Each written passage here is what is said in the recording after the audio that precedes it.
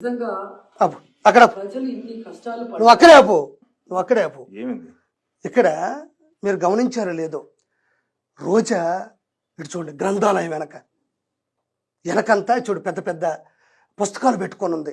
అంటే ఆవిడ పెద్ద అద్భుతమైనటువంటి నాలెడ్జ్ ఉన్న ఆవిడకి ప్రపంచంలో ఉన్న ప్రతి దాని గురించి క్షుణ్ణంగా తెలుసుకునేందుకు పాకులాడుతూ ఉంటుంది. ఆవిడ బాగా చదువుకున్న ఆవిడ ఇంటెలిజెంట్, మంచి ఇంటెలిజెంట్ పవర్ ఉంది అని చెప్పడానికి చూడు వెనక చూడు గబగబ 4 పుస్తకాలు పెట్టేసింది, ముందరచి కూర్చుంది.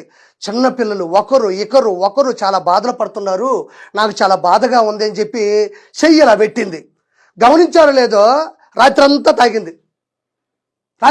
తాగింది, కనీసం 2-3 గంటలు కూడా పడుకోవాలి. అదే హ్యాంగ్ ఓవర్తో ఎదురుగా ఒక కెమెరా పెట్టుకొని ఈడ కూర్చుంది. మీకు ఏదైనా నేను చెప్పింది తప్పు అనిపిస్తే ఈ వీడియోని 2-3 సార్లు చూడండి. ఈడ కూర్చుంది, రాత్రంతా తాగింది, అదే హ్యాంగ్ ఓవర్ మీద ముందర కూర్చుంది, కెమెరా పెట్టుకుంది. ఎంత బాధపడిపోతుందంటే చిన్నపిల్లకాయలు పెద్దోళ్ళు, నీళ్లు లేవు, ఆక్సిజన్ లేదు, తినడానికి తిండి లేదు, విజయవాడ మొత్తం అతలాకుతలం అయిపోతుంది అంటుంది. ఈవిడ ఎక్కడుంది? నగిరిలో ఉంది. ఈవిడ ఎక్కడుందండి? నగిరిలో ఉంది. ఏమి విజయవాడ బాగుడుదా? విజయవాడ ఈవిడెళ్ళి ఏ పులిహోర పట్లాలో ఆవిడ దగ్గర 3,000 కోట్ల రూపాయలు ప్రజల డబ్బులు ఈరోజు అక్రమంగా సంపాదించిన డబ్బులను దాచిపెట్టుకుంది. మైసూరు, మద్దూరు, కేరళ, చెన్నై, భారతదేశంలో ప్రతి చోట డబ్బులు అక్రమంగా చేసిన బినామీల పేర్ల మీద పెట్టుకున్న ఈవిడ ఈరోజు ప్రజలు విజయవాడలో అతలాకుతలం అవుతా ఉంటే, ఏమి కరోనా టైంలో మామిడికాయలు పెట్టుకొని ఆవకాయ ఎడ చేయాలని గోత్రమోహం వేసుకొని చేసి చూపించావు కదా. ఆవకాయ ఎలా పెట్టాలి, మా ఆయనకు ఆవకాయ అంటే ఇష్టం, మా అత్తగారు నేర్పించారు, మా పిల్లలు లొట్టలేసుకొని తింటారని చెప్పిన నువ్వు నీకోసం కరోనా టైంలో నువ్వేదో పెద్ద అద్భుతం చేసినట్టు నీ కుటుంబం కోసం పెట్టావు కదా ఆవకాయ పచ్చడి. ఏమంత ఆవకాయ పచ్చడి వేసి అంత అన్నం కలిపి విజయవాడ ప్రజలకి వెళ్ళి పెడితే చచ్చిపోతావు నువ్వా? చంద్రబాబు నాయుడు గారు 70 పదులు అయితే 7 పదుల వయసు దాటి ముందుకెళ్ళి పరిగెడతా 24 గంటలు కష్టపడతా ఉంటే నువ్వు మాత్రం వెనక ఒక గ్రంథాలయం, మనంత తెలివితేటలు ఈ ప్రపంచం ఎవరికి లేదు. మరి వెనక గ్రంథాలయం పెట్టుకుని ముందర కూర్చొని పాపం అల్లాడిపోతుంది, ఏడుస్తుంది, కుంగి కుసించిపోతా ఉంది. ఏమే విజయవాడ పోవచ్చు కదా నువ్వా? ఆయన 74 సంవత్సరాల వయసులో ఆయన పరిగెడతా ఉంటే నీ వయసు ఎంత ఉంది? ఆయనకన్నా చిన్నదానివే కదా. మరి ఆ వయసులో ఆయన పరిగెడతా ఉంటే నువ్వు కూడా పరిగెత్తుకొని పోవచ్చు కదా. ఏమండి చిన్న మాట, తిరుమలకు పోతే ఏమన్నా ఆపారా? ఎవరిని ఆపారా? టీడీపీ ప్రభుత్వమే కదా, కొండ మీద కూడా అదే కదా ఉంటుంది, వాళ్ళ ఈవోలే కదా ఉంటారు, వాళ్ళ బిజినెస్ డిపార్ట్మెంటే కదా ఉంటుంది. ఈవిడెక్కితే ఎవరిని ఆపారా? ఆపలేదు కదా. ఇప్పుడు విజయవాడకు పోతే ఎవరు ఆపుతారు ఈ మనిషిని? ఇప్పుడు తిరుమల కొండ మీదకు పోతేనే నిన్ను ఆపలా, ఎందుకంటే నువ్వు చేసిన చేష్టాలని అందరికీ తెలుసు. ఈరోజు విజయవాడకు పోయి అంత ఆవకాయ పచ్చడు, అంత పులిహోర పట్లమో, 4 ఇడ్లీలో ఉడికి అన్నమైనా పెట్టావు, కానీ నువ్వు ప్రజలకు పెట్టావా? ₹1 అయినా ప్రజల చేత తీసుకున్న 3,000 కోట్ల రూపాయల్లో 10 పైసలైనా ఈరోజు ప్రజలకు పెట్టావా? తీరిగ్గా కూర్చొని 2 పెగ్గులేసి హ్యాంగ్ ఓవర్తో ముందు కెమెరా పెట్టుకొని మాట్లాడుతున్నావు. సిగ్గుండాలి మనకి. నిన్ను ఊరికే నెగిరి ప్రజలు తరివేశారా? ఊరికి నిన్ను ఓడించారా? ఈరోజు పవన్ కళ్యాణ్ గారు 6 కోట్ల రూపాయలు, ఆంధ్రప్రదేశ్ ప్రభుత్వానికి ₹1 తెలంగాణ స్టేట్కి ₹1, 400 పంచాయతీలు ఏదైతే వరద ముప్పులో కొట్టుకుపోతూ జల దిగ్బంధంలో ఉన్నాయో వాళ్ళందరికీ కూడా 400 పంచాయతీలకి ఒక్కొక్క పంచాయతీకి ₹1,00,000 లెక్కన 400 లక్షలు అంటే 4 కోట్ల రూపాయలు తన సొంత డబ్బులు ఇచ్చినాడు. పంచాయతీరాజ్ శాఖ మార్చులుగా, ఇంకోటి డిప్యూటీ సీఎంగా కూడా 2 సీఎంలకి కలిపి ₹2 కోట్ల, 6 కోట్ల రూపాయలు. పాపం నిన్నగాక మొన్న సినిమాలు ఇంకా పూర్తి కాల, సినిమాలు అడ్వాన్సులు తీసుకుని అయ్యాగుండాయి, ఆ డబ్బులు తీసుకెళ్లి పాపం పేద ప్రజలకు పెట్టేస్తున్నారు. ఇప్పుడు 6 కోట్ల రూపాయలు అంటే నాకు తెలిసి ఖచ్చితంగా మనిషి ఎక్కడో దగ్గర అప్లై చేస్తుంటాడు. పాపం వీళ్ళ దగ్గర ఒక డిప్యూటీ సీఎం హోదాలో ఉండి పంచాయతీరాజ్ శాఖ మంత్రులుగా ఉండి ఈరోజు 6 కోట్ల రూపాయలు తీసుకొచ్చి వరద ముప్పులో ఉండే వాళ్ళకి ఆయన సొంత డబ్బులు ఇస్తా ఉంటే నీ అన్న ఏం చేస్తున్నాడు? నువ్వేం చేస్తున్నావు? గుట్కాగాడు ఏం చేస్తున్నాడు? నెల్లూరు ఊదుమోహుడు ఏం చేస్తున్నాడు?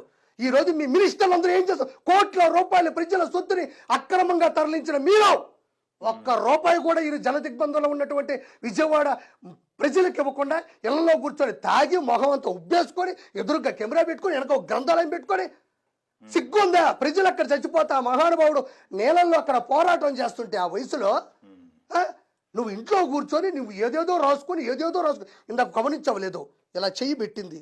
ఆవిడ అనుకుంటున్నావేమో చాలా పెద్ద మనిషి, ఆవిడ ప్రజల కోసం ఇంత ఆరాట పడుతుంది, ఇట్ట పెట్టావు అనుకుంటున్నావేమో. ఇట్ట పెట్టిందేమో హ్యాంగ్ ఓవర్, కింద చూస్తుంది స్క్రిప్టు. నేను దయచేసి ప్రజల్ని అడుగుతున్నా, మీరొక్క ఈ వీడియోని 10 సార్లు చూడండి.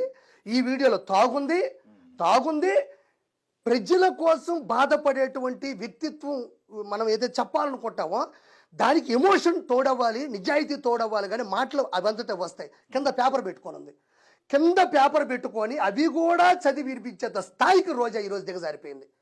కేవలం ప్రజలు విజయవాడ ప్రజలకు రూపాయి ఇవ్వకపోగా, అక్కడికి వెళ్ళి 4 పులిహోర పట్లాలు పంచకపోగా, వాళ్ళందరూ బాధలో ఉంటే కన్నీళ్ళు పెట్టుకోకపోగా ఒక పేపర్ కింద పెట్టుకొని దాన్ని చూస్తూ చదువుకుంటూ ఈరోజు స్క్రిప్ట్ చెప్తుంది. 6 కోట్ల రూపాయలు ఆయన ఇచ్చి ఆ మహానుభావుడు తిరగతా ఉంటే పవన్ కళ్యాణ్ గారు రాలేదంట. క్షమించాలా, మీకు తెలియదేమీ కాదు. ఇప్పుడు పవన్ కళ్యాణ్ గారు తన పుట్టినరోజు సందర్భంగా, అది ప్రపంచం మొత్తానికి తెలుసు పవన్ కళ్యాణ్ గారి పుట్టినరోజు అని, అక్కడికి వచ్చారనుకోండి, ఆయన మీద విపరీతమైన భక్తులు ఉన్నారు, విపరీతమైనటువంటి ప్రేమించే వాళ్ళు ఉన్నారు, హార్డ్ కోర్ ఫ్యాన్స్ ఉన్నారు, అది అందరికీ తెలుసు. ఒకవేళ ఆయన ఆ ప్రజలకి ఏదైనా చేద్దామని వచ్చారనుకోండి, హ్యాపీ బర్త్డేలు, ఒకరేమో అక్కడ మునిగిపోతుంటారు, ఒకరేమో ఇక్కడ అన్నానికి లేకుండా ఏడుస్తుంటారు. అందులో కూడా హార్డ్ కోర్ ఫ్యాన్స్ ఎవరైనా కూడా సార్ హ్యాపీ బర్త్డే పవన్ గారు, హ్యాపీ బర్త్డే అంటుంటే సంతోషం అమ్మ కేక్ తీసుకుంటారు, ఇక్కడ కట్ చేస్తారని అంటాడా?